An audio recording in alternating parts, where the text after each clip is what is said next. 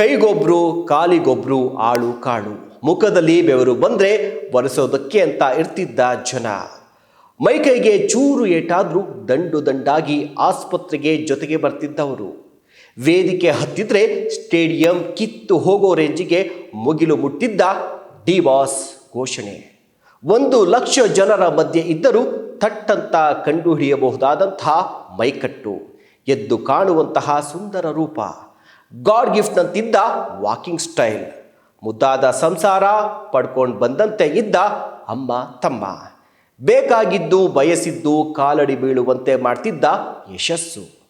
Challenging star ಬಿರುದಿನ ಆ Darshan craze ಹೇಗಿತ್ತು ಅನ್ನೋದನ್ನು ನೀವು ಕಣ್ಣಾರೆ ನೋಡಿದ್ದೀರಾ. ಬಟ್ ಈ ಫೋಟೋ ನೋಡಿದರೆ ಮೂಡುವ ಪ್ರಶ್ನೆ ಇಷ್ಟೇ: ಯಶಸ್ಸು, ಹಣ, ಆಸ್ತಿ, ಅಂತಸ್ತು, ಆಸೆ ಇವುಗಳೇ ಮನುಷ್ಯನ ನಿಜವಾದ ಶತ್ರುವಾಗುತ್ತಾ?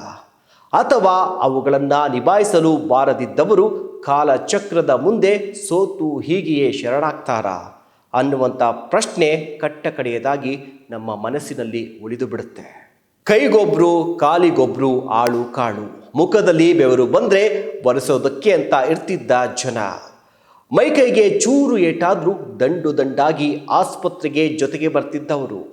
ವೇದಿಕೆ ಹತ್ತಿದ್ರೆ ಸ್ಟೇಡಿಯಂ ಕಿತ್ತು ಹೋಗೋ ರೇಂಜಿಗೆ ಮುಗಿಲು ಮುಟ್ಟಿದ್ದ ಡಿ ಬಾಸ್ ಘೋಷಣೆ. 1,00,000 ಜನರ ಮಧ್ಯೆ ಇದ್ದರೂ ಥಟ್ಟಂತ ಕಂಡುಹಿಡಿಯಬಹುದಾದಂತಹ ಮೈಕಟ್ಟು, ಎದ್ದು ಕಾಣುವಂತಹ ಸುಂದರ ರೂಪ, ಗಾಡ್ ಗಿಫ್ಟ್ನಂತಿದ್ದ ವಾಕಿಂಗ್ ಸ್ಟೈಲ್, ಮುದ್ದಾದ ಸಂಸಾರ ಪಡ್ಕೊಂಡು ಬಂದಂತೆ ಇದ್ದ ಅಮ್ಮ ತಮ್ಮ, ಬೇಕಾಗಿದ್ದು ಬಯಸಿದ್ದು ಕಾಲಡಿ ಬೀಳುವಂತೆ ಮಾಡ್ತಿದ್ದ ಯಶಸ್ಸು. ಚಾಲೆಂಜಿಂಗ್ ಸ್ಟಾರ್ ಬಿರುದಿನ ಆ ದರ್ಶನ್ ಕ್ರೇಜ್ ಹೇಗಿತ್ತು ಅನ್ನೋದನ್ನು ನೀವು ಕಣ್ಣಾರೆ ನೋಡಿದ್ದೀರಾ.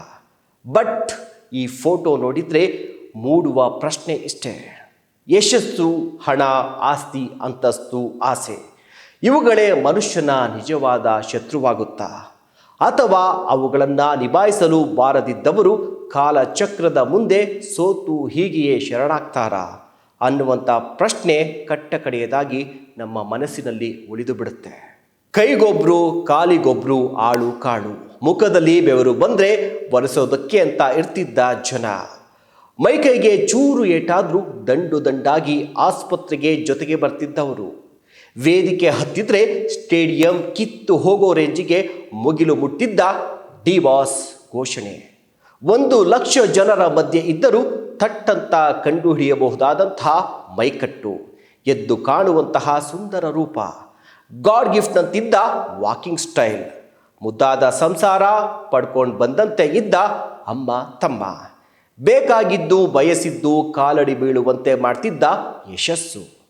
ಚಾಲೆಂಜಿಂಗ್ ಸ್ಟಾರ್ ಬಿರುದಿನ ಆ ದರ್ಶನ್ ಕ್ರೇಜ್ ಹೇಗಿತ್ತು ಅನ್ನೋದನ್ನು ನೀವು ಕಣ್ಣಾರೆ ನೋಡಿದ್ದೀರಾ. ಬಟ್ ಈ ಫೋಟೋ ನೋಡಿದರೆ ಮೂಡುವ ಪ್ರಶ್ನೆ ಇಷ್ಟೇ: ಯಶಸ್ಸು, ಹಣ, ಆಸ್ತಿ, ಅಂತಸ್ತು, ಆಸೆ ಇವುಗಳೇ ಮನುಷ್ಯನ ನಿಜವಾದ ಶತ್ರುವಾಗುತ್ತಾ? ಅಥವಾ ಅವುಗಳನ್ನು ನಿಭಾಯಿಸಲು ಬಾರದಿದ್ದವರು ಕಾಲಚಕ್ರದ ಮುಂದೆ ಸೋತು ಹೀಗೆಯೇ ಶರಣಾಗ್ತಾರಾ ಅನ್ನುವಂಥ ಪ್ರಶ್ನೆ ಕಟ್ಟಕಡೆಯದಾಗಿ ನಮ್ಮ ಮನಸ್ಸಿನಲ್ಲಿ ಉಳಿದು ಬಿಡುತ್ತೆ.